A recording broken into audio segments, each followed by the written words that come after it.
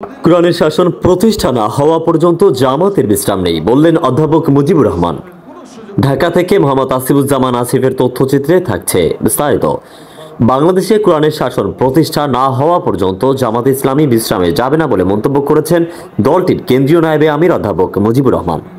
শনিবার সকালে সাভারের পার্বতীনগর এলাকার একটি কমিউনিটি সেন্টারে ঢাকা জেলা জামাত ইসলামী আয়োজিত ইউনিয়ন পর্যায়ের ওয়ার্ড সভাপতি ও সাধারণ সম্পাদকদের সম্মেলনের প্রধান অতিথির বক্তব্যে তিনি এ মন্তব্য করেন। তিনি আরো বলেন, আওয়ামী লীগ সরকার ক্ষমতায় থেকে বিনা বিচারে জামাত নেতাকর্মীদের হত্যা করেছে। এর বিচার বাংলার মাটিতেই হবে। সম্মেলনে ঢাকা জেলা জামাতের আমির মাওলানা মোহাম্মদ দেলোয়ার হোসাইন, জেলা সেক্রেটারি মাওলানা আফজাল হোসাইন এবং জেলা প্রচার ও মিডিয়া সেক্রেটারি আসাদুজ্জামান ডিম সহ অন্যান্য নেতৃবৃন্দ উপস্থিত ছিলেন।